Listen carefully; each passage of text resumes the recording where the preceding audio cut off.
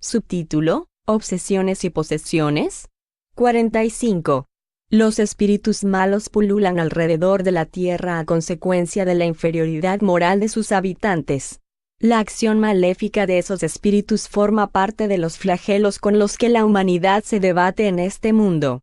La obsesión, que es uno de los efectos de esa acción, debe ser considerada, al igual que las enfermedades y las tribulaciones de la vida, como una prueba o una expiación, y aceptada como tal. La obsesión es la acción persistente que un espíritu malo ejerce sobre un individuo. Presenta características muy diversas, que van desde la simple influencia moral sin signos exteriores notables, hasta la perturbación completa del organismo y de las facultades mentales. La obsesión anula las facultades mediúmnicas. En la mediumnidad auditiva y psicográfica, se pone de manifiesto por la obstinación de un espíritu en querer manifestarse con exclusión de todos los demás.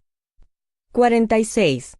Así como las enfermedades son el resultado de las imperfecciones físicas que hacen al cuerpo accesible a las influencias perniciosas exteriores, la obsesión proviene invariablemente de una imperfección moral que da lugar a un espíritu malo. A una causa física se opone una fuerza física, a una causa moral, es preciso que se anteponga una fuerza moral. Para preservarse de las enfermedades, se fortifica el cuerpo; para defenderse de la obsesión, es preciso fortificar el alma. De ahí que el obseso necesite trabajar para su propio mejoramiento, lo que la mayoría de las veces es suficiente para librarlo del obsesor sin el socorro de otras personas. Este socorro se vuelve necesario cuando la obsesión degenera en subyugación y en posesión, porque en esos casos no es raro que el paciente pierda la voluntad y el libre albedrío.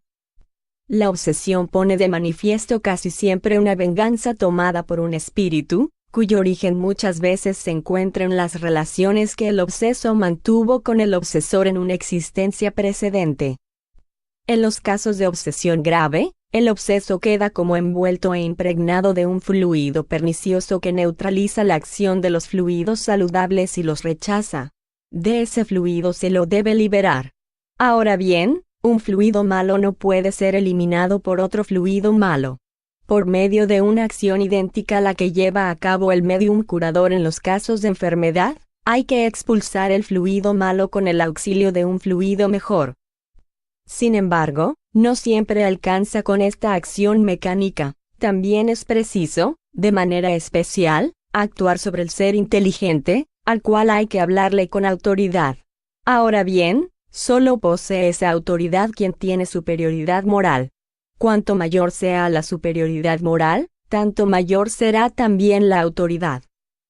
Pero eso no es todo. Para asegurar la liberación es necesario que el espíritu perverso sea conducido, que renuncie a sus malos propósitos, que en él asome el arrepentimiento tanto como el deseo del bien, por medio de instrucciones hábilmente transmitidas, en evocaciones hechas particularmente con vistas a su educación moral.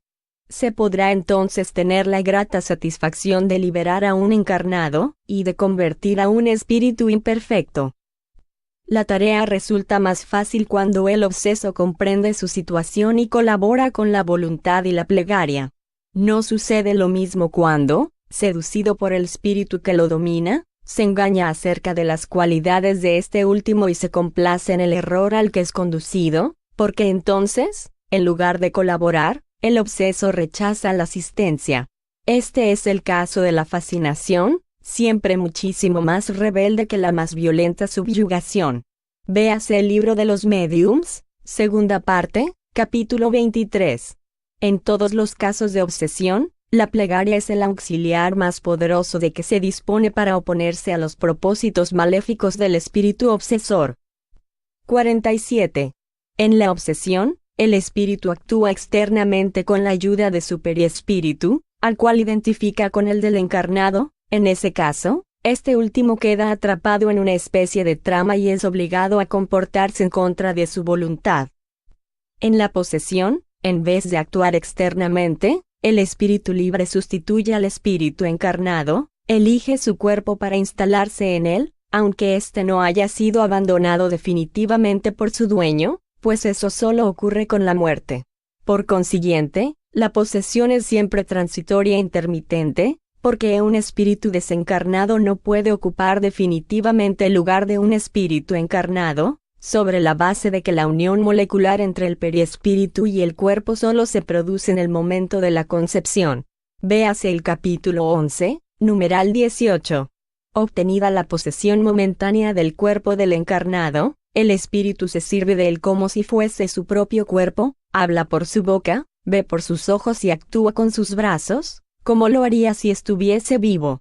No es como en la mediumnidad parlante, en la que el espíritu encarnado habla transmitiendo el pensamiento de un espíritu desencarnado. En el caso de la posesión, el desencarnado es el que habla y actúa, de modo que quien lo haya conocido en vida, reconocerá su lenguaje, su voz, sus gestos y hasta la expresión de su fisonomía. 48. En la obsesión hay siempre un espíritu maligno. En la posesión puede tratarse de un espíritu bueno que quiere hablar y que, para causar mayor impresión a los oyentes, toma el cuerpo de un encarnado, que se lo presta voluntariamente como le prestaría su ropa a otra persona. Eso se lleva a cabo sin que haya perturbación ni malestar, y durante ese tiempo el espíritu encarnado se encuentra en libertad, como sucede en el estado de emancipación. Además, la mayoría de las veces se mantiene al lado de su sustituto para escucharlo. Cuando el espíritu posesor es malo, las cosas ocurren de otro modo. No toma el cuerpo del encarnado, sino que se apodera de él en caso de que su titular no posea suficiente fuerza moral para resistirse. Y lo hace por maldad hacia él, a quien tortura y martiriza de todas las formas, incluso al extremo de intentar exterminarlo, sea por estrangulamiento, empujándolo al fuego a otros lugares peligrosos, valiéndose de los miembros y de los órganos del desdichado paciente, blasfema, injuria y maltrata a los que lo rodean, y se entrega a excentricidades y a actos que presentan todas las características de la locura furiosa. Los hechos de este tipo, en diferentes grados de intensidad, son muy numerosos, y muchos casos de locura no tienen otra causa. Con frecuencia se suman a ellos desórdenes patológicos, que son meras consecuencias de ese proceso, y en oposición a los cuales de nada sirven los tratamientos médicos mientras subsista la causa que les ha dado origen. El espiritismo, así como da a conocer esa fuente de donde proviene una parte de las miserias humanas, también indica la manera de remediarlo, actuar sobre el autor del mal, un ser que, puesto que es inteligente, debe ser tratado con inteligencia. 85. Nota de Kardec. 85. Véanse ejemplos de curas de obsesiones en la Revista Espírita, diciembre de 1863, enero y junio de 1864, enero y junio de 1865, febrero de 1866, junio de 1867.